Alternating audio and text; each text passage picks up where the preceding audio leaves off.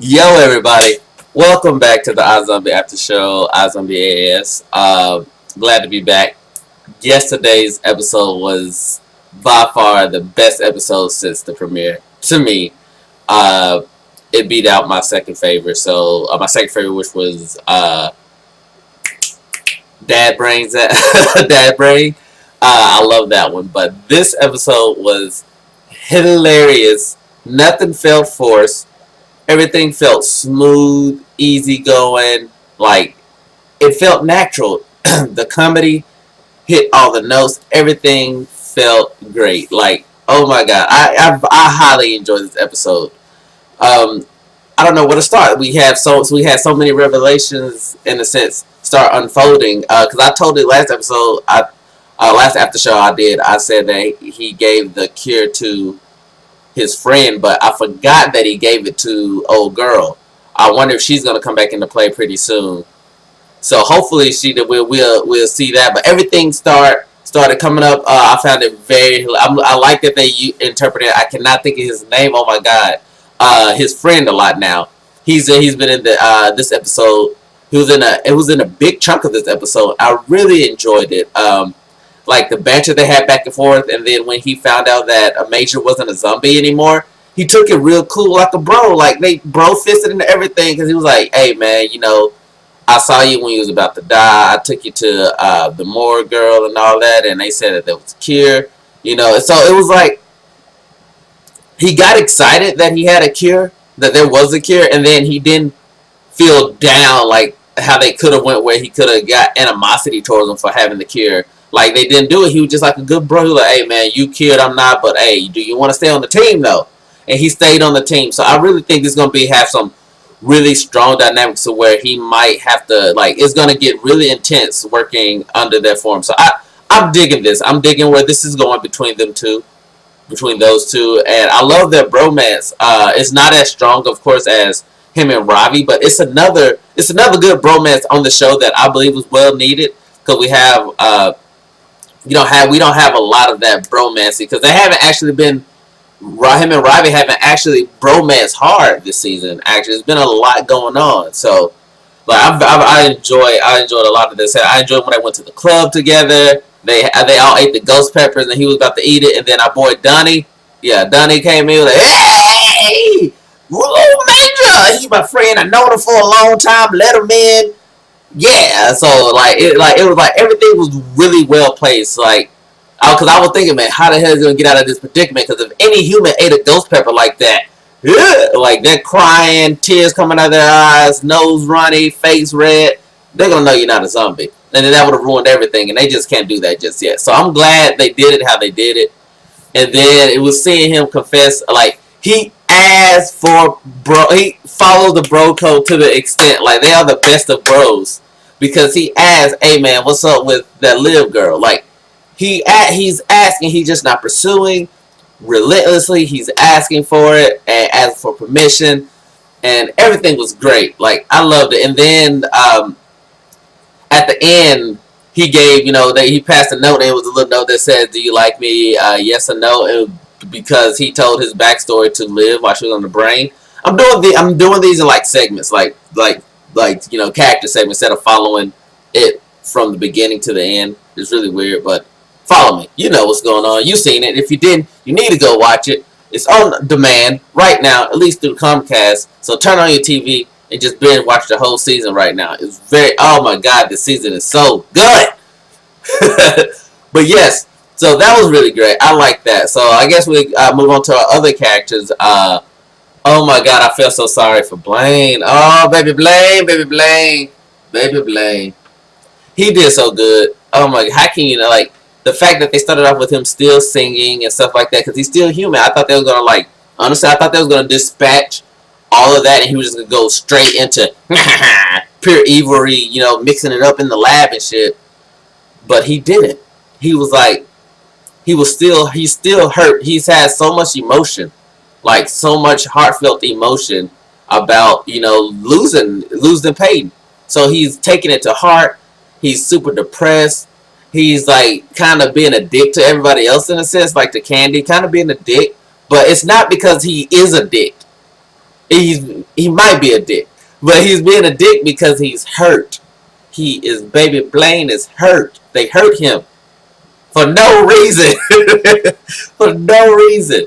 So that was really good. Like he conveyed his emotion across the screen really really well. And then when Candy was like, "Hey," he was like, "You know what? I don't care about you." Blah blah blah. Whatever, Candy. It was kind of hard. It was kind of cold of him to say it like that to her, and you could see that she was like, "Oh, well, you can care about me a little bit. I've been here the whole time," which made it seem like she had a crush on him. But when you're not somebody's type, you're just not somebody's type. You just can't beat that. You just cannot. It's just how shit works. We're here for business. Let's do business. And then when he came back, he got betrayed. Dunny ended up, Dunny being Dunny. He sneezled his way in and bought all the dead brains. Bought Candy too. Like just took everything from up under here for $100 a brain. I don't know how much he had, but it probably was like $1,000, maybe $2,000. They had a lot of things, so like $2,000, and then fucking I can't think of what he called him, but he shot him. Dad came back in the picture. Dad had a huge effect without even being on the screen. Like he's over there breaking out of prisons and unbreaking people out of prisons, and still over here holding it down on this other show, which sucks because I hope he don't die. Like I'm trying to figure out who's gonna scratch him, what's gonna happen. Is he gonna regenerate? Is something weird with the kid gonna re-kick back in or something? Like I'm very curious how this will be in effect. But if it cured him, it's safe to say that all the cure, it cured him of everything. So, we'll see how they go about playing that. But I'm very curious what they're gonna do with Blaine. I am liking that they're using a scratching post now a lot. It's only been a few episodes, but I'm glad that they're using a scratching post a lot in the lore, of the world that they're building, because this is a haven. This is kind of like that that club that was in the original Blade. This is a club for zombies. Be it those are vampires, but this is the club of their people. That kind of like he said, like one of Major's fire squad mates said, he was like, "We are among our people," and and everybody was like, "Whoa, yeah!" And that, how good does that feel? Be it you're black, white, Asian, or be it you a nerd, be it you a geek, a freak, or whatever, a dumb, whatever your thing is, and to be, in a group of your peers, and you don't have to hide yourself. It feels so good. It feels like you just want to do that. You just want to let it out to the world. So it was nice seeing that culture there, the zombie culture there, and everybody having a good time. Loved it. And now let's get on to the brain. It was a good brain. It was a damn good brain. This is how you do a brain. Last week's, I wasn't connected to the brain, still to the Liv story arc, just because the brain, it wasn't that important. It didn't connect with me. But this one was hilarious. The guy was, this nice, sweet guy who listens and cares. He's your kindergarten, preschool teacher. Sleeping with every woman. Sleeping with up to 3 to 4 women a year. Different women a year. It was really hilarious because you would never see him. You would have never thought this guy would do that. And then they had all the women that they had playing. You would the woman you think would do it. It was really they did that really well. And then the little twist where at the end, they asked the girl the first time, she's like, "No, I'm in an open relationship." And then the dude was like, "Yeah, I like to watch from the closet and get my knocks out, right?" Yeah, that's what happens. You get your rocks off. And then the next person, because they have to tell the mate, they got to tell their partners, big old burly buff dude, crazy long red beard, look like he's he was a trucker, look like he'll beat your ass in an instant. And he was just like,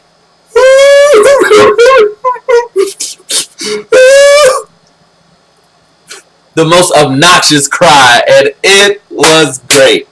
It was great. I loved it. And then, they come back full circle, and they were like, this wasn't a relationship. This wasn't an open relationship. she was legitimately cheating, and he caught her red-handed. Nailed the guy in the head several times. And she watched and then covered it up. And they're gonna tell on her? Nah, B. Nah, it's too late now. You going to jail too. All y'all going to jail. But Live on This Brain was hilarious. It was very comedic. The hand pucket to her, like, you know, she was like, whenever they said anything lewd, she was like, oh, no, be quiet. Or she was like, hands on your head. She's in timeout. She's in timeout class. She can't answer your questions. Or my favorite, which she was like, quiet coyote. Like, what? I've never heard of quiet coyote. And I found that hilarious. So overall, this was a great episode. It had very, very redeeming qualities. It hit all the targets it needed to hit. And then the brother, who's been in like the main arc, the brother of the guy that got killed downstairs in the second season, he finally saw the zombie. He finally saw the bromance, Major and company. He got hit by the car, by the truck, and then he started zombifying next to him. And he was going a good 30 miles per hour because older trucks like that, I think they go about 20, 30 miles like in reverse. But yeah, caught up with him, threw him off, ran him over, but he got back up like it was nothing. And then they all have a video recorded. So I'm very like how is this going to work out? Because they don't know that they have it recorded. They just, no, they do. They wiretapped it. So I'm sure they're going to address that. They better address that because they did all that wiretapping, so they should be able to hear that he was like, hey, we got it all on tape. They gonna believe us now. So we'll see how that turns out. But yes, great episode. Definitely one of my favorites. Very excited for next week. All the DC shows have been crushing it. So tune in to all your DC television. Watch The Flash. Watch DC Legend of Tomorrow. That already ended. But still, rewatch it. And then you got iZombie. Watch Us. You got Gotham. You got, what else is over there? Lucifer. Watch Lucifer because that's really good right now. And then, of course, watch The Flash. Man, The Flash was so good yesterday, too. Woo! So we'll see how the ratings go. I'll be back with iStats just to show you the numbers, the initial numbers right off the bat. So thank you guys. It's a little bit longer than I wanted it to be, but I was excited. You can't help it for being excited. But yes, thank you. Remember to like, subscribe, share. We got to build a community, guys. So comment, let's talk. I'm in several Facebook groups of iZombie. So just get in contact with me however you would like. And let's get this ball rolling, guys. Stay frisky.